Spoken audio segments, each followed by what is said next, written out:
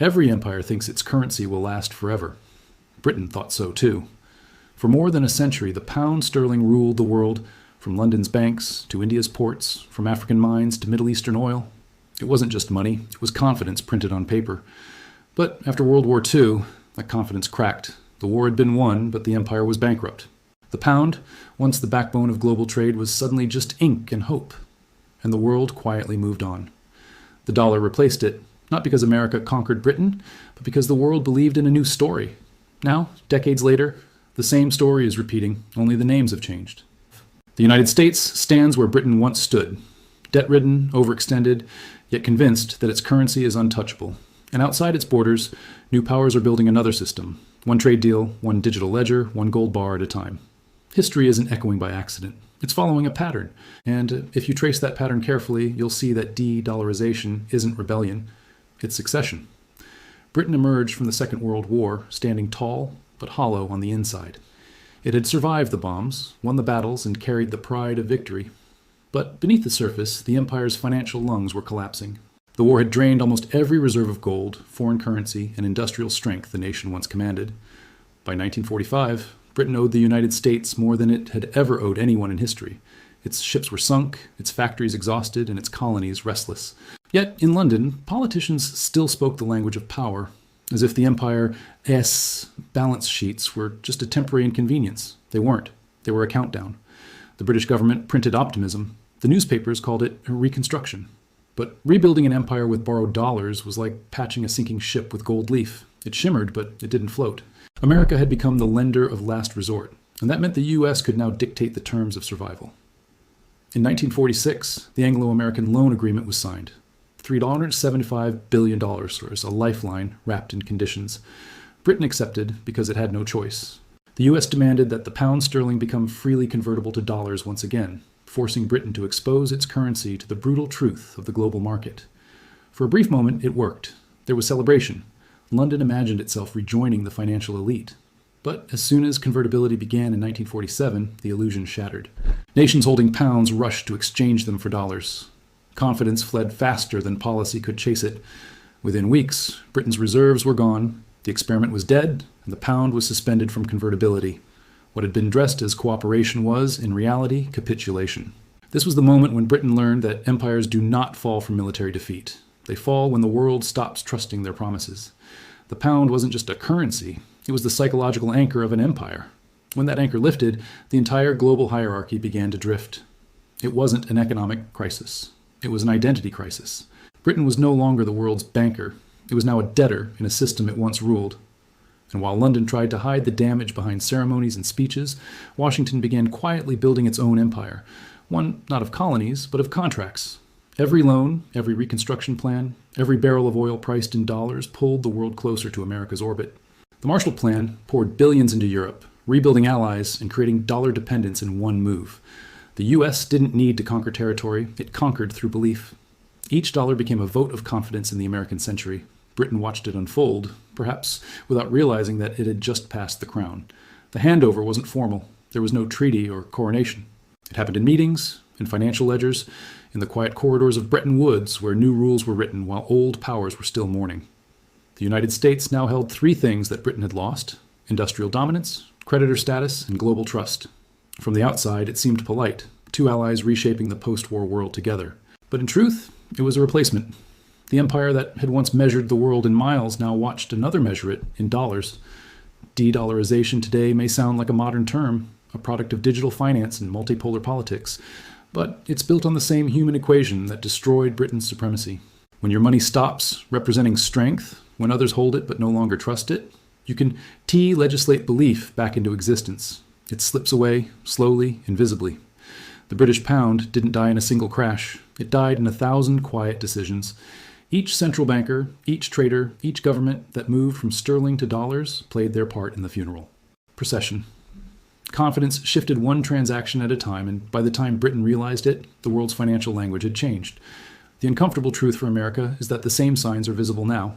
Record debt, dependence on foreign financing, a shrinking share of global manufacturing, and growing resentment toward financial dominance. The system still functions, but it does so on faith, and faith once tested rarely returns to its original strength. What Britain learned after 1945, America is now beginning to feel. Not panic, just fatigue. The kind that whispers, not shouts. When nations start finding new ways to trade, when gold reserves rise quietly, when allies start asking too many questions, that's not rebellion, that's preparation. Because the fall of a currency empire never begins with collapse. It begins with options. And across the world today, options are multiplying. Stay with this idea because the next step of this pattern explains how the dollar didn't just rise. It was engineered to inherit the world Britain could no longer afford to keep. The United States didn't seize global power. It inherited it. But inheritances come with unspoken conditions. After World War II, while Britain tried to rebuild from ruins, America built something bigger than territory. It built a financial order. Bretton Woods in 1944 wasn't just a conference. It was the quiet signing of a new world contract. Representatives from 44 nations gathered in New Hampshire to design a system that could never again allow the chaos of the 1930s or the devastation of the war. On paper, the goal was stability. In practice, it was control. The dollar would be the world's anchor, convertible into gold at a fixed rate of $35 per ounce. All other currencies would link to it. That meant the dollar was no longer just America's money. It was everyone's money. Every trade, every reconstruction plan, every post-war loan flowed through it. Britain, exhausted and indebted, accepted the arrangement because it had no other choice. The pound was history's prestige, but the dollar was the future's machine. American factories were running at full capacity while Europe's were in ashes. The United States held 3/4 of the world's gold. It was the only nation that could produce, lend, and rebuild simultaneously. Confidence naturally flowed toward strength, and by 1950, the world was financed in dollars. But America understood something deeper than Britain ever did. Power doesn't only come from military victories. It comes from being the middleman in everyone else. It's transaction. So Washington institutionalized its advantage. The Marshall Plan, launched in 1948, funneled more than $13 billion into Europe's reconstruction. Officially, it was aid. Economically, it was an investment in dependence. Nations receiving U.S. money had to buy American goods, hold dollars, and settle trade in the new system. The effect was magnetic. The more they rebuilt, the more they needed the dollar to do it. At home, Americans saw prosperity as the reward for sacrifice. Abroad, allies saw the dollar as security. But beneath both sentiments, a new empire was taking shape. One invisible, without colonies or gunboats, held together by belief and credit. Every international loan became a chain link. Every barrel of oil priced in dollars became another layer of reinforcement. The U.S. didn't need to occupy cities. It occupied ledgers. Britain, meanwhile, watched the transformation with a strange mix of pride and envy. It had taught America the language of empire, and now it was being spoken back with perfect fluency. London's financial elite still played an advisory role, but the decisions were now made in Washington and New York. The City of London remained symbolic, but the world's liquidity flowed through the Federal Reserve and the U.S. Treasury. By the 1950s and 60s, the arrangement seemed unbreakable. The dollar was as good as gold, and gold was still trusted as the ultimate anchor. It was the era of American certainty, the age of suburbia, highways, and moonshot dreams. The empire of belief was complete, but embedded inside that perfection was the same flaw that had doomed Britain decades earlier, the assumption that dominance lasts forever. Every global currency begins as a promise and ends as an obligation. As the world grew, America had to print more dollars to finance trade and defense and development, but its gold reserves stayed finite. Foreign nations, especially France under Charles de Gaulle, began to notice the math didn't add up. By the late 1960s, dollars in circulation vastly exceeded the gold that supposedly backed them. The system's confidence crackled. The promise of convertibility, just like Britain's 2 decades earlier, was about to break. In 1971, President Nixon made the announcement that quietly changed history. The United States would suspend the dollar's convertibility to gold. It was supposed to be temporary. It became permanent. The dollar had escaped its gold anchor and somehow survived. The reason was psychological, not structural. The world trusted the United States not because of what it owned, but because of what it represented: stability, military might, and technological leadership. The dollar had become a currency of belief, but every belief system carries the seeds of its own disbelief. The more the world relied on the dollar, the more vulnerable it became to American policy. Sanctions, interest rate changes, wars, all rippled globally. The same interconnection that gave the U.S. influence also gave it exposure. And while Britain's empire had once overextended through colonies, America's empire began to overextend through debt. Still, through the 1980s and 90s, the illusion held strong. The Cold War reinforced faith in the American system. The Soviet Union collapsed, the dollar reigned supreme, and history seemed to confirm the end of alternatives. But just as the pound had once seemed untouchable, the cracks were already there. Subtle, technical, slow. trade deficits, outsourcing, a hollowing middle class, and a global economy built on debt rather than production. The world didn't notice at first. Empires rarely feel decline when it begins. They feel momentum. And momentum feels like immortality, right until it stops. That moment for the dollar isn't here yet, but it's visible in the distance. Because as we'll see next, the symptoms that once preceded the fall of the pound are reappearing. Only this time in a digital interconnected world where the challengers are many and the exits are ready. By the time the Cold War ended, the dollar had become something larger than a currency. It was the bloodstream of globalization itself. Every trade deal, every energy contract, every reserve account somewhere connected back to it. For decades, that worked, until the weight of that dependence started turning into pressure. Like Britain, in its twilight years, America's greatest strength slowly became its vulnerability. Because when the world runs on your currency, you can't stop printing it. And when you can't stop printing it, confidence starts whispering questions. The first cracks were small, almost invisible. The 1970s oil shocks showed that America's economy was no longer immune to external tremors. The Vietnam War, massive spending, and rising inflation made foreign holders of dollars uneasy. But the real warning came in the 1980s and 90s, when the U.S. began to transform from the world's workshop into the world's consumer. Factories closed, imports soared, and the service economy replaced manufacturing. The dollar was still strong, but it was being held up by reputation rather than output. Britain had lived that same phase after World War I, living off memory while production moved elsewhere. For a while, it didn't matter. The U.S. still had unmatched innovation, Wall Street, Silicon Valley, and military reach. The internet boom of the 1990s gave a new face to prosperity, and the financial world declared that we'd transcended cycles. But behind the optimism, debt began to take the place of productivity. Corporations borrowed, governments borrowed, consumers borrowed, and the dollar's dominance made it easy. Everyone wanted dollars, so America could print them almost without consequence. It was the privilege of empire, the ability to live on credit while others saved in your currency. Yet history doesn't let any nation hold that privilege forever. When Britain lost its manufacturing edge and overextended its credit, it compensated with confidence. When that confidence broke, so did the pound. The U.S. is walking that same path. Massive deficits, costly wars, and a financial system dependent on foreign creditors, especially China and Japan, have built an economy that looks powerful on the surface but fragile underneath. The dollar still reigns, but it's now more like a dam holding back a rising tide of alternatives. In the early 2000s, as globalization deepened, countries began to quietly prepare for the day when the dollar might no longer feel safe. The 2008 financial crisis accelerated that thought. In one decade, America had gone from preaching free market discipline to bailing out its entire financial system with trillions of newly created dollars. Confidence survived, but it didn't fully recover. The rest of the world watched, realizing that the stability of the global system depended on America's internal politics, a dangerous realization.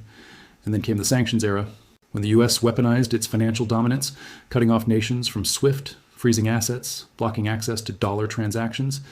It revealed something Britain never could have done, that its power could be used as punishment. That message landed hard in capitals across Asia, the Middle East, and Africa. The dollar was no longer just a medium of exchange. It was a geopolitical tool. And tools can be avoided. The world's response wasn't dramatic. It was quiet, patient, and strategic. China expanded its trade in yuan. Russia and India began experimenting with direct settlement. The BRICS nations started building frameworks that could bypass Western systems altogether. Central banks increased their gold reserves. Oil producers tested pricing in local currencies.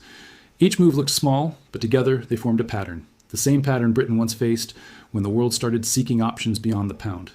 In the financial world, timing is everything. You don't wait for collapse, you prepare for transition. The current global system isn't crumbling, it's diversifying. And diversification is the polite word for retreat. If history is a mirror, then this is the reflection. In the 1950s, the dollar inherited the world because it offered trust where the pound had lost it. Today, the dollar risks losing that same trust for the same reason: overreach, arrogance, and debt. But this isn't just an economic rhythm, it's emotional. Every empire has its story of exceptionalism, and every one of them ends with disbelief that decline could ever apply to them. Britain had its never again moment. America is writing its own. The difference now is that the challengers aren't waiting for permission. They're building quietly, just as America once did while Britain looked the other way. De-Dollarization isn't the collapse of the U.S. system. It's the rebalancing of global confidence. And confidence, once gone, doesn't return. It migrates. As we move forward, you'll see how that migration is happening in real time, through trade blocks, digital currencies, and gold. The same tools America once used to rise are being repurposed by the next generation of powers. The question isn't whether history is repeating itself. it's whether anyone is paying attention. Every empire assumes its rules will outlive its reach. The US believed that the dollar, once globalized, could never be replaced because no one could build a system large enough to rival it. But the world has changed. It's no longer about one empire versus another. It's about networks, technology, and quiet cooperation among countries that no longer want to live under a single financial authority. The term de-dollarization sounds like rebellion, but it's really adaptation. Nations are learning to breathe without depending on a single currency to oxygenate their economies. Look closely, and the new challengers aren't just opposing the dollar. They recopying the same blueprint that once made it powerful. The dollar rose because the US offered stability, access to markets, and a belief that it would treat partners fairly. The new players are offering the same things, minus the moral lectures and sanctions. China's Belt and Road Initiative has built trade corridors from Asia to Africa to Europe. Russia has linked its energy exports to new currencies.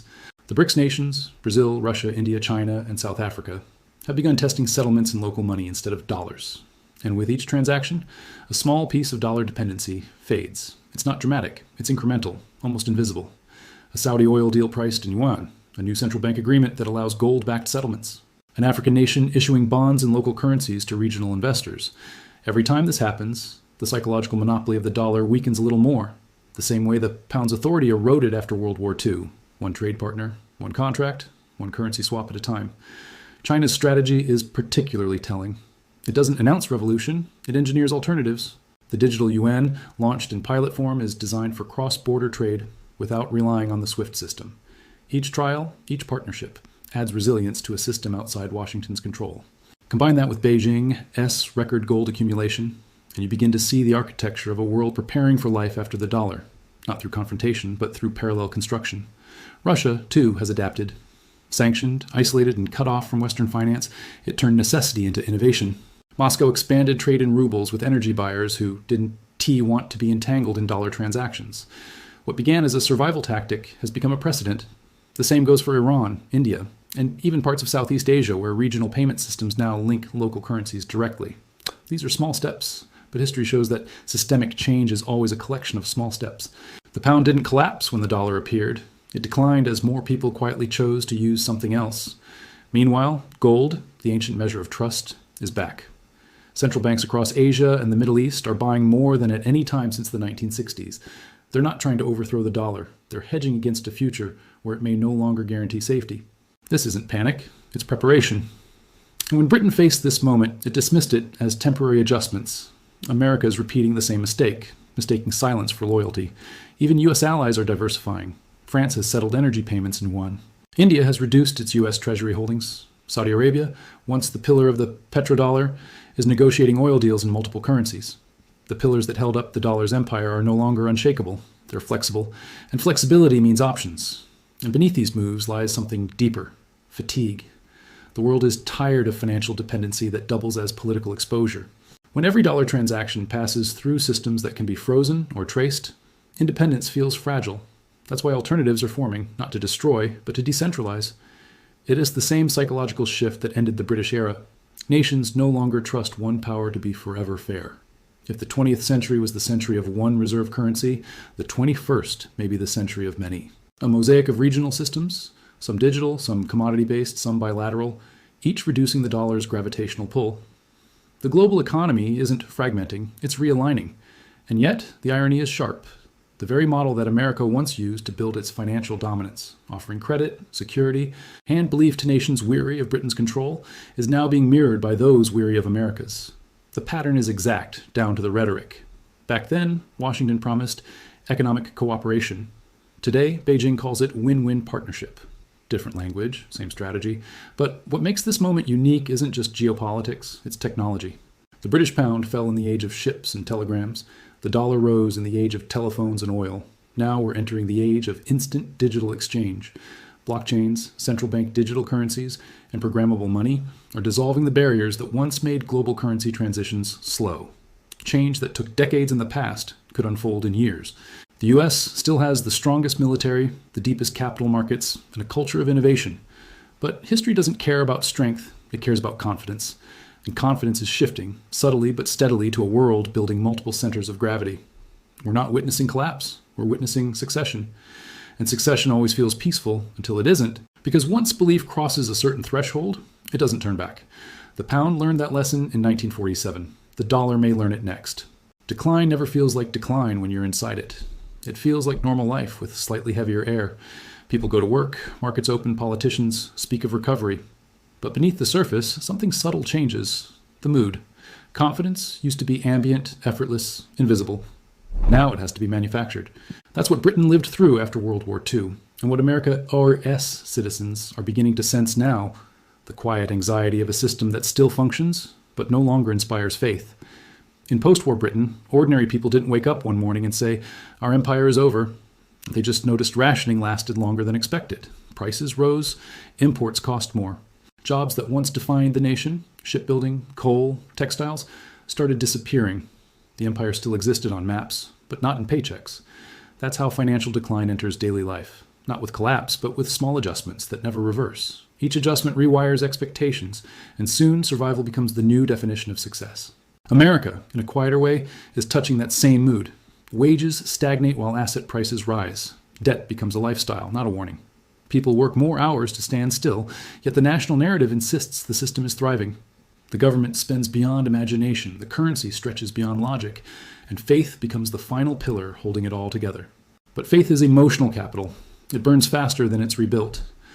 When the pound began to weaken in the 1950s, British pride became defensive. "We still matter," they said. "The world still respects us." And it was true for a while.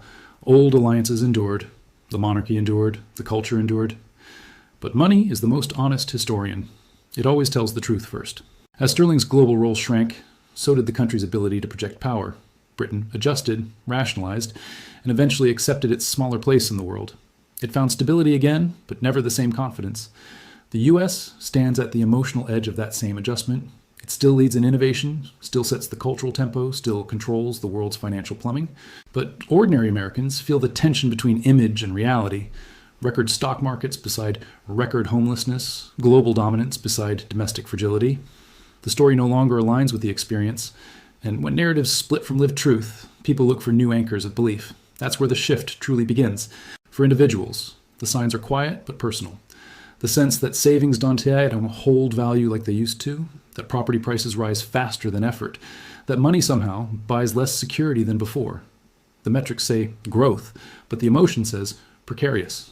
It is the same dissonance Londoners felt in the 1950s. Headlines promising progress while the empire was fabric thinned in silence. The tragedy of decline isn't poverty, it's confusion. People keep participating in a story that no longer believes in itself. They still salute the currency, defend its supremacy, quote statistics of strength, because admitting the pattern would feel like betrayal. Britain's citizens believed the pound would rebound. America's believed the dollar will remain eternal. Both beliefs come from the same place, identity. Losing a reserve currency feels like losing part of the national soul, and yet decline also humanizes. It forces humility. It reminds societies that power is rented, not owned. When the British pound finally accepted its new status, the country learned to reinvent, to focus on culture, science, and diplomacy instead of empire. America, if it recognizes its moment early, could do the same. Trade domination for balance, dominance for influence, control for cooperation. But those shifts require awareness, and awareness rarely arrives before denial runs its course. De-Dollarization is not just a financial movement, it's a cultural reckoning. It asks uncomfortable questions. What happens when safe no longer feels safe? When trust migrates elsewhere? When the next generation grows up in a world with no single center of gravity? These questions don't create panic. They create possibility. Empires don't really fall. They dissolve into the systems they once built. The British world became the Commonwealth. The American world may become a network of interdependent powers, each carrying a piece of its legacy. The dollar's decline, if it comes, won't erase America's influence. It will redistribute it. But before redistribution comes realization. And realization starts with ordinary people who sense that something fundamental has shifted, not in charts, but in the air. That's where we stand now, halfway between recognition and reaction, between the comfort of what was and the uncertainty of what's next. Because every currency is a mirror, and the reflection is never about paper or policy. It is about who we think we are, not in defeat, but in uncertainty. And now the dollar stands before that same unfinished sentence. What happens when the symbol of stability begins to tremble? What does a world built on one nation's promise do when that promise starts to sound like a memory? No one can say for sure, but the patterns are clear enough for anyone who's willing to look. Every generation believes it lives outside history's rules. The British believed the empire was eternal. Americans believed the dollar was destiny. Both were wrong in the same way. They mistook global trust for divine right. They forgot that money is never just money. It's belief, organized and shared. And belief has no permanent owner. It belongs to whoever earns it next. What's coming isn't collapse, it's correction. The quiet kind that doesn't make headlines, just adjustments, contracts denominated differently, reserves diversified quietly, alliances redrawn one trade at a time. There's no announcement, no revolution, just the world rearranging itself around a new center of gravity. The process will feel slow at first, then suddenly fast. Britain thought it had decades before the pound lost its crown. It happened in years. America may think it has generations. It might not. The most powerful nations rarely fall to enemies. They fall to assumptions. The assumption that others will always need their money, that faith, once earned, can't be withdrawn.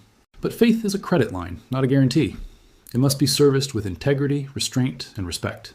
Every sanction, every unilateral decision, every excess of arrogance depletes that balance a little more. And somewhere, quietly, alternatives take root.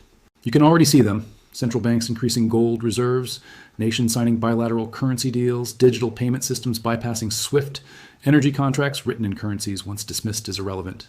These aren't rebellions.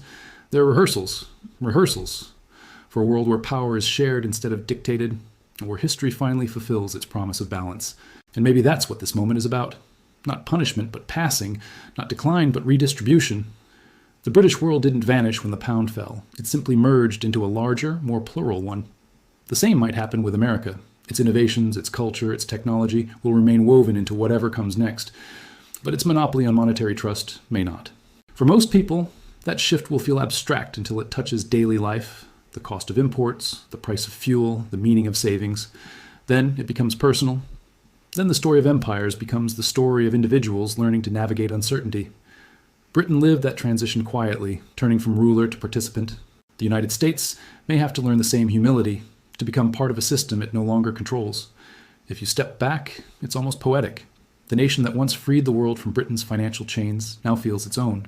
The same cycle, replayed with new faces. The same belief, tested again. And maybe that's how progress works. Not through permanent winners, but through a relay of responsibility. So when you hear the phrase de-dollarization, don't think of collapse. Think of succession.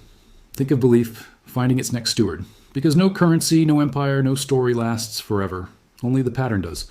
The question, the one still unwritten, is who will hold the next belief the world is willing to share. Maybe it's already happening. Maybe it's still decades away. But when it comes, it won't arrive with noise. It'll arrive like all endings do, quietly, inevitably, with the sound of one world exhaling and another breathing in. And as you look around at this moment, at gold rising alliances shifting and digital systems forming in silence, you have to wonder, are we witnessing the end of the dollar's reign, or the birth of what comes after it? That answer, as always, won't come from governments or markets. It'll come from belief. Yours, mine, and the world's collective choice of what to trust next.